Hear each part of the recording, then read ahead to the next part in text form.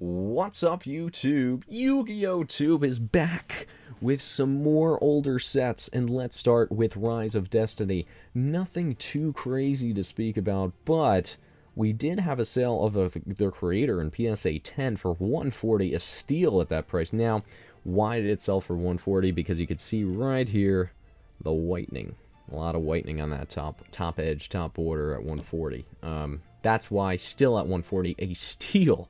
An absolute steal, in my opinion. Perfect Machine King at $140 as well. I mean, you're much better off buying the creator, because it's a cover card. People want that. Other than that, RDS, a pretty weak set. Nothing really of note. Nothing to really talk about there. So, here is sold the Duelist. Sold the Duelist. Let's see. Horus PSA 9 sold for $300. I think that was a little overpriced. I think it's very overpriced, actually. Too much to buy into Horus. Also, keep in mind, check out yugimon.com. Link in the description for old school vintage discussion. Just opened up by myself. Feel free to support. Log in, post, introduce yourself, and talk about some old school Yu-Gi-Oh! PSA graded cards. Have a guide? Let us know. Need a guide? Let us know. And we'll try to cover that. So, Horus, level 6, an 8 sold for $11.50. Nothing to really write home about here. Also, just the standard sales. So, obviously, with this set, it was Horus or bust. Obviously, Infernal Fire Blast was a cool ultimate as well, but not a very exciting set. Now, where it gets very exciting is from Elemental Energy. Okay, Elemental Energy, PSA 10. We have so much. We have the Shining Flare Wingman and Ultra at $150, way too expensive in my opinion. We had a sale of $692 with shipping over $700 for a Shining Flare Wingman. I mean, my goodness. My goodness. Is it valid? I think so. I think this card's going to be a $1,000 card. I do. I think it's one of the most underrated cards, quote-unquote, expensive cards out there right now. I'm waiting for it to hit $1,000. I think it's going to hit. Call me crazy. Say I'm wild. Say I'm nuts. But I think $1,000's the tip of the iceberg. I think $1,000 is where it starts. I think once people see it going for $1,000, they're going to say, oh, shoot, I should have bought that. And then it's going to go up and up again. Because how often are you going to pull it? Never. How often do you see boxes on the market? Never. How often do you see boxes on the market that are opened? Nil. What's out there is out there. Ultimates, tough to grade. Same with Cyber End Dragon, which we'll get to. Pot of Avarice, very expensive. Now again, we did see sales. Tempest, let's see what that sold for. Let us see what Tempest sold for. $430. Elemental Energy. Tremendous set. Let me see if there's boxes. Elemental Energy box. Wow. Well, there's a box at $330. Wouldn't that be a pleasure to open, huh? Would I love to open that? Wow. Wow. Very cool stuff. Moving on to Cybernetic Revolution. Again, one of those epic sets. Epic sets. Just so diverse. I mean, it's so deep. I mean, $550 for a Cyber End Dragon. I want it. I want it. I don't have it. I want it. I mean, I thought about placing a bid, and now I'm just like, maybe I should have placed a bid. I had the Shining Flare. I should have got the Cyber End. For the price of about 2 boxes. About. Maybe a little less than 2 boxes. You could own the best card of the set, PSA 10. Man. I want it. I think it's going to go up. And I just want it for my collection. The last one sold at $610. That's crazy for a 10. $270 for a 10 of Cyber Twin. My goodness, everybody. I mean, Bubble Man's a great card from this set as well. Cyber Dragon as well. Cyber Dragon as a 10 is probably going to be $400 to $500. I mean, so you have so many great potential cards to pull out of this stuff. There it is. There's 4. $4.99 from Core TCG. Amazing card. Let's see what we got here. I think that's it for that. Here, let's look at some retro pack. We didn't go through... Oh, here's a crazy card. A Pop 1 PSA 10. I believe this is Amo's Cyber Harpy Lady. My goodness, from Retro Pack 1. I mean, that's phenomenal. Great card. 4.2 grand is not out of the question. I mean, it's really not that. Considering what they're going for raw, that's a fair enough price to certainly negotiate, I think, if you want it. I did sell one of my... what is it? Dragon Master Knights. That's RPO2, which we'll get to for a decent chunk. Here's a Blastsphere PSA 10 for 610, and a PSA 9 Cyber Harpy sold for 1.1. So a PSA 10, I'd still put a value. It should sell for 3+, because it is a Pop 1. You're never gonna find this stuff again. Italian selling for over 2. I mean, come on, you know. So that's that. RPO2. Again, I sold my... Wow, what's the Shining Dragon for? I sold my... Why isn't it even popping up on my search? I sold my Dragon Master Knight for, I think it was 6... Was it 6? I think it was 600 for a Dragon Master Knight. I did sell it for. So let's just see what the Blue Eyes Shining Dragon is going for. Let's see if it tells us here. Okay, it doesn't tell us, unfortunately. It's probably around a grand, maybe closer to 1.4. Green Baboon. That was limited edition. I don't know why anyone bought that. Green Baboon, the unlimited version. Let's see if there's actually one. I wonder if mine's still up there. Yeah, this is the unlimited version. Much harder to find. Let me just see. RPO2. Let me see if there's actually any up there that are not limited edition. See, they're all limited, right? And there's a 10 as a limited, and there's 5 of them. So let's see if there's any unlimited. No. Okay, so that's the only one up there. Great card. Oh, there's one that sold for 75 from Greece, plus 7, so 82 from Greece. Mint to near mint. So yeah, I mean, that card's pretty expensive. And then Gores, was it 90? Is it 100 perhaps? Let's see. No, it's Dread Safe. It's 98. Let me just search RPO2. Gores. The same thing happened with Gores. These are from packs. So these unlimited Gores cards from packs. A PSA 10 of this would go for pretty crazy money, I think, because obviously 90 bucks for a very late play. Pretty expensive for a card that otherwise is, you know, 3 for $10. So those are only available from packs, those secrets, and they're pretty rare. Otherwise, they were just promos. Coming up next, let's see what we got here. We have DR04. I looked up PSA DR04. It's not taking off. I mean, a PSA 10 Uriah, whatever it is, $51. Cyber Twin, about that. But even the raw cards of DR04, Satellite Cannon, moderate play, 30 bucks. So Satellite Cannon. It seems like the secrets. The secrets are holding value. Let's see.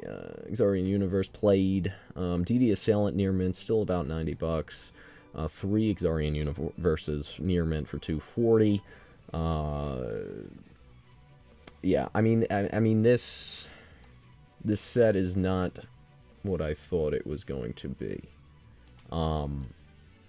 Does that mean it will never be what I think it was? It has the potential to be? No, but you know, there's the DD Assailant. You know, they want 800 bucks for a 10, but you know, it's tough. There's Guilford for 2. The secrets seem to be holding value, but we'll see. I mean, I guess that's all I can do is just see at this point. Moving on, let's look at some Ghost Rares, Ghost PSA. Here's a crazy card. There's the Rainbow Dragon misprint, PSA 9, $9.99. Wow. Absolutely wow. Still an epic card. But let's look at some of these actual sold cards. 230, I sold my 9 for pack fresh. Majestic Star Dragon. I mean, I don't know what grading. CGA. I wouldn't bother with that. There's a Rainbow Dragon. I think that's sold for what, like 5? Let's just take a look. Let's take a look. A Ghost regular Rainbow Dragon, not the Air Rainbow Dragon. So let's see. Okay, we can't even get that. Alright, I'd assume it'd be like 5 or so. Moving on, Ghost Rare PSA 9. Crossroads of Chaos. Is that first? It's not first. Okay, so, and yeah, the Stardust Dragon. I mean, it's big money, 1,500, $1.5 grand. Let's see if there's anything else down here. Oh, there's the First Dead Black Rose, 1.5. So, I mean, if you hit one of those big boys, you definitely made out really, really pretty well. I'm trying to see if 34 ghost set. Wow. Wow.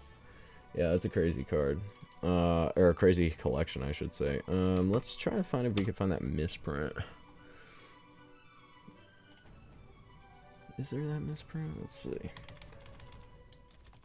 Misprint. Oh, here it is, the Rainbow Dragon. Yeah.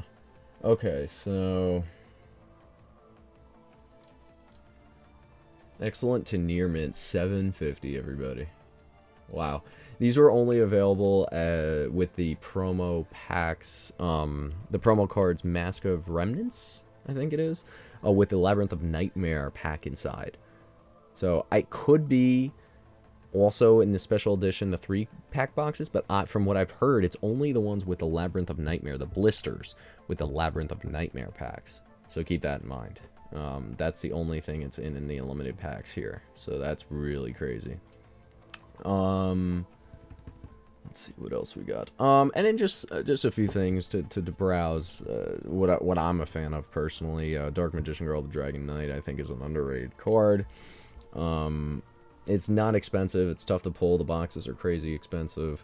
This card as well, Rise Flare Metal, tough to find.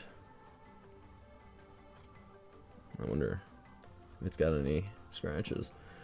Because it looks pretty decent, so maybe I'll inquire there if it's got any scratches. And again, I think this card is undervalued. It has gone up. It was about $18. It's up to $32 near mint. So I think that's an underrated card. Judgment of the Pharaoh, always an underrated card in my opinion. The artwork, the promo aspect, no reprints, still $12. Very underrated. YuGiOh, Friendship on my list as well. It's an underrated card as well. Still not bad. Joey and Yugi. No reprints. And then Unity, crazy cheap. Near mint, $4.19. Free shipping. Great buy there. Okay, and in the DL18 Dark Magician Girl, the Duelist League cards, I do own those Dark Magician Girls. I own some of them. I will say that. I own some multiples.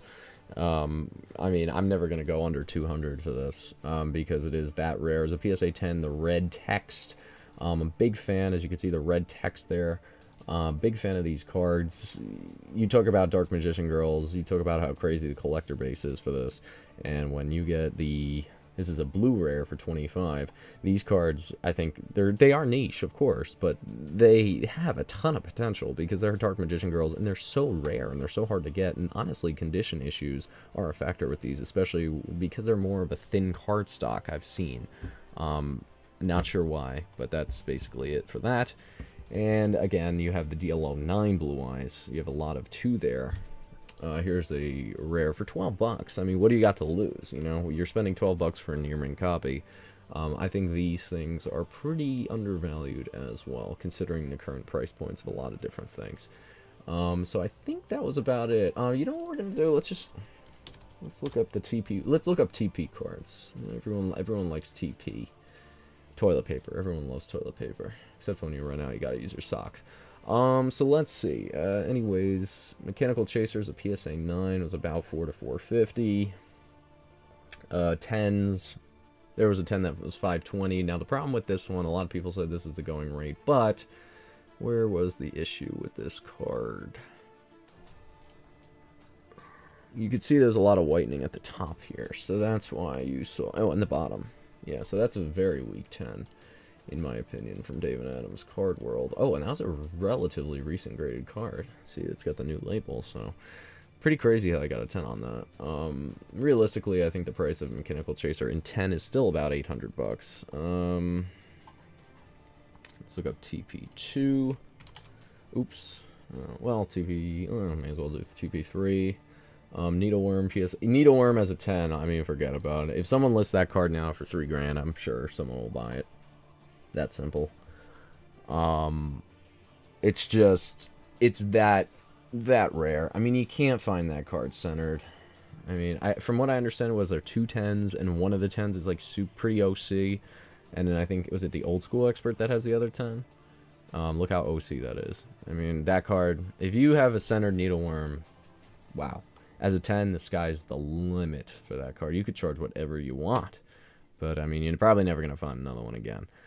Let's go to TP2. So TP2 obviously is Morphing Jar, Jinzo Jar. Was just a Jinzo misprint? Well, why can't I see it anymore? Let's see what we could find. Oh, there's a PSA 9 mint. They want 14. I think even the 10s, what were they selling for? Like 1,500? But I think, honestly, they're going to go up. I do. I really do. Just an iconic card. Very, very short printed. Epic artwork. A Jinzo Jar. Oh, there's the Jinzo. Morphing Jar Jinzo misprint. As you can see, Jinzo's head right there. Right there is Jinzo's head. Now, something to note, too, with Mystical Space Typhoons, some first edition copies of Mystical Space Typhoons from Magic Ruler had Suijin's head on it. Did you know? Probably. This is a vintage channel. But still, pretty cool. And this is played. Excellent in near mint for 6. It's not that bad, but I just don't want it. I want like the 10s, I want the 9s, I don't want the excellence. You know, and even the rares are expensive in this stuff. Let's look at TP4 now. I think Royal Decree, oops, was a pretty low pop card. Was it pop 3? I'm guessing here, pop 3. I think, yeah, this was very good, 7 out of 10. Let's just look at some of the higher price cards. Oh, that guy's got a nice YouTube. Near mint to mint, or... interesting. Yeah, so I think a 10 would be several hundred, I believe, out of this stuff. Tough to find card. Low pop. And obviously you got Morphing Jar. Oops. Morphing Jar is a 9, 175. Let's look at TP5. Nothing mind-blowing out of this stuff. Needleworm is probably the biggest one. Luminous Soldier. Big Shield Gardener, Magical Thorns, not too great. TP6, you got Toon Table of Contents and Toon Cannon Soldier. I think Toon Cannon Soldier undervalued. Yeah, it's a 9 for 150, but if you can get a 10 for around 200, I think that's a pretty good buy. Because even the raw cards, mint to near mint 65 is not too bad at all for this stuff. TP7, you have Fortress Whale. As you can see, that was the big money card, about 500 for 10.